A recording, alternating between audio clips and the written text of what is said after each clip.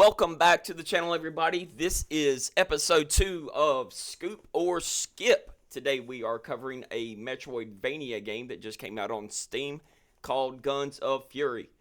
I have been having a fun time with this game, and I've posted 3 playthrough videos so far. I've gotten a lot of time into it as it is a short game, so I feel like I've played enough to get a good handle on whether or not I could recommend this to anyone or not. There's really not a lot to go over as far as details, but I will point out a few things and go over some of the equipment settings and whatnot really quick, and then we'll go over some of the gameplay and also what you can expect from the combat. So first off, when you open up your equipment, you are going to be able to equip different weapons. You're going to have a pistol, which is going to be your primary and will not need to have extra ammo added. The second is going to be a secondary slot for machine guns, shotguns, and other weapons that actually use ammo, so you can't just use it unlimited. And then you have a toss weapon, which can be a grenade, fire torch, or anything like that, which also consumes, and you have to pick up ammo pouches for those. Then you have a knife, which is your basic melee. It doesn't use any ammo whatsoever.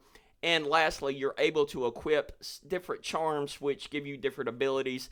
The one I have equipped right now is a medkit charm, which actually ups the amount of medkits that drop from enemies. Next is the item screen. Here, instead of just eating items or not being able to pick them up if you're at full health, you actually put the health items in your bag along with ointments and ammo reserves. That way, if you actually run out of ammo in a boss fight, you can jump in there and use one of those. I thought it's pretty cool. There's a lot of throwbacks to some of the old Metroid-Vania games, such as Castlevania 2, where you can find things in the walls. So that is really cool that you can carry them. I really haven't needed many, except on the few boss fights that I've had. Thirdly, we are looking at the ability screen, where you actually equip things that give you the abilities as you go through the game. If you're familiar with Metroid-Vania games, you know that you're going to need to go to one area, pick up something that's going to allow you to access an area you may have already passed. Well, that's the case here. You see the knee pads, they allow you to slide under low areas. Some places you can't get through a wall until you unlock the grenade, so on and so forth. Everybody knows the deal. So there is not a lot to go into as far as details when it comes to combat for Guns of Fury. You're running around and you're basically an army guy that's trying to access different areas, such as the battleground, such as a fortress, underground, and whatnot. And you're basically just reading these different nodes as you get there, which are going to tell you, some backstory. I don't really care about the backstory, to be 100% honest with you. I'm really just playing it to go through and check out the different areas and the different bosses. It just doesn't feel in depth from what I've played so far. I don't really care about if they are the main boss or anything like that. I'm really just playing it to have fun with a nice shoot 'em up. It's really simple.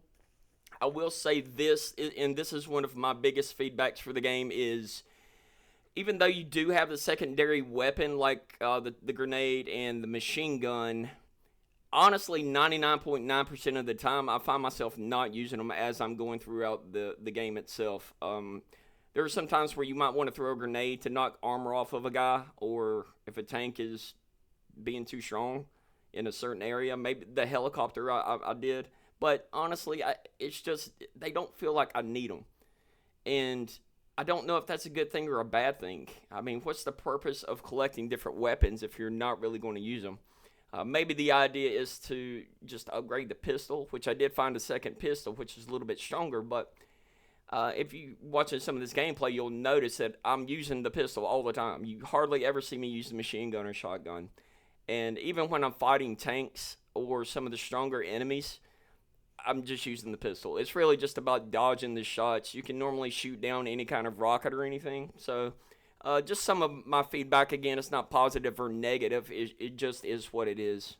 So as far as the boss fights, the few that I have fought, the Hidden Hideout and then the Hudson boss and the G7 robot that I've gotten to so far before doing this review, they were fun. Not overly difficult at all. I've actually fought a lot harder bosses when I was 10 and 12 years old on Nintendo.